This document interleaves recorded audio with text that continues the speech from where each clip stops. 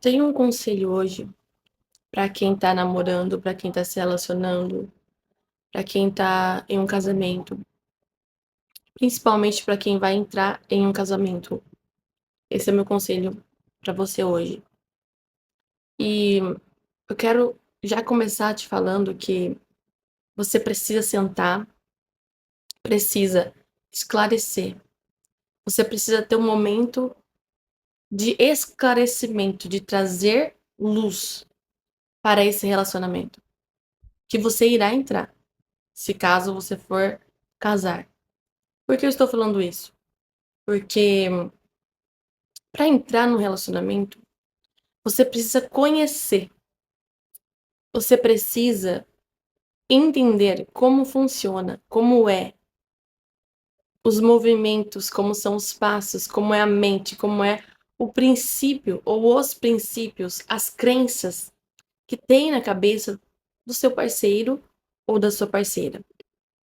Porque se você entrar na escuridão, nas trevas, sem prestar atenção, sem conhecer os princípios, sem conhecer os valores, mesmo que esta pessoa é crente, é da igreja, é fulano, é um pastor, é um ciclano, gente, você precisa entender realmente quais são os princípios dessa pessoa, quais são os propósitos dessa pessoa, tá?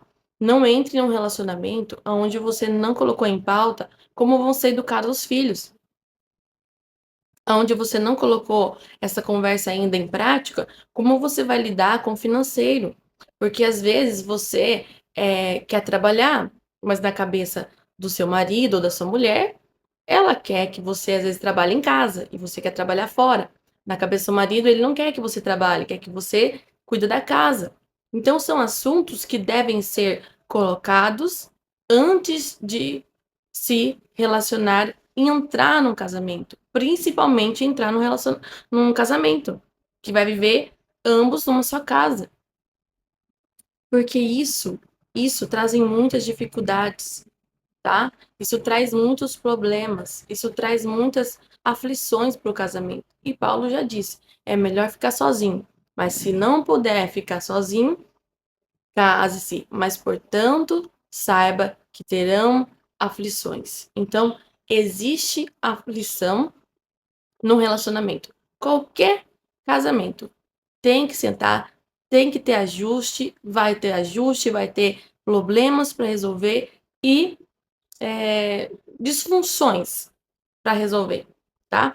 Mas são os problemas, são as dificuldades que fortalecem os laços, tá bom? Isso funciona numa empresa, isso funciona em qualquer ambiente que a gente tiver. São os problemas que trazem muitas soluções inovadoras para nossa vida.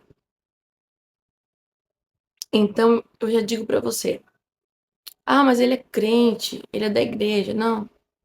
Julgo desigual não é somente você estar é, com um cara que é de uma religião e você ser de outra religião, ou vice-versa.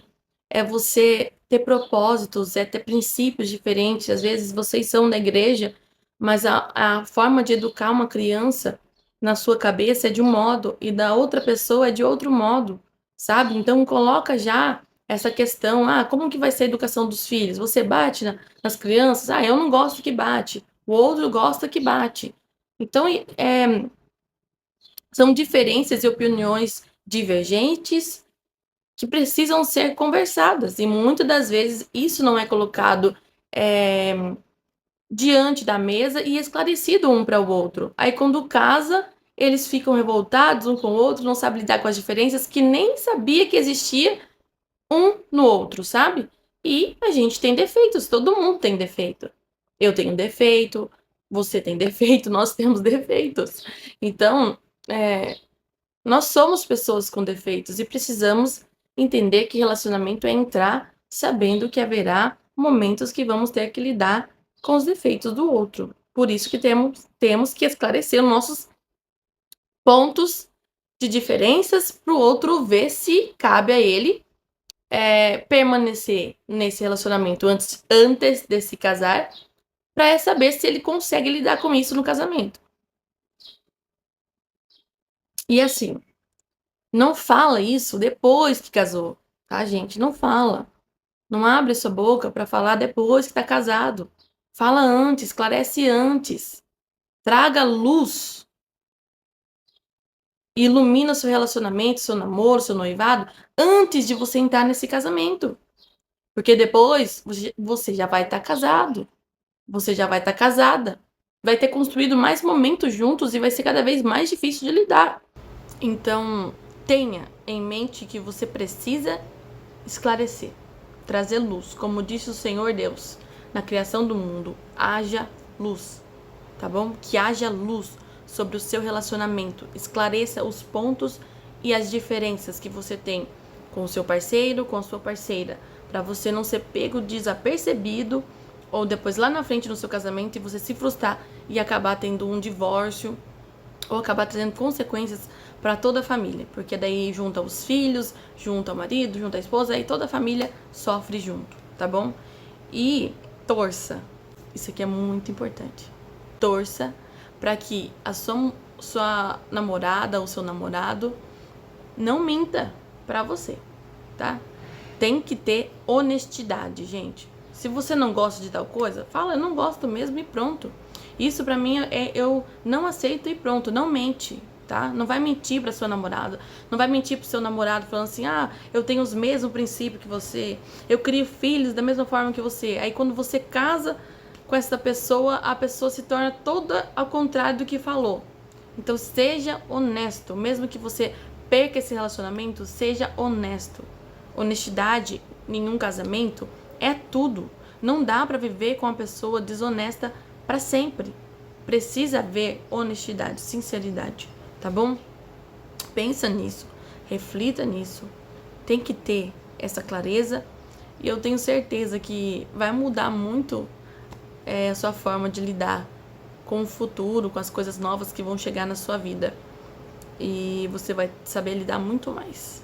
Então, fique com esse conselho para você aí que tá prestes a casar ou que está num namoro e você que está num casamento, já que aconteceu isso, então senta e chegue em um acordo com a sua esposa, com o seu esposo, com o seu marido, com a sua mulher, tá? Chegue em um acordo, converse, vê se dá aí para ajustar, amém? E que Deus abençoe. É isso, e até o próximo vídeo. Tchau!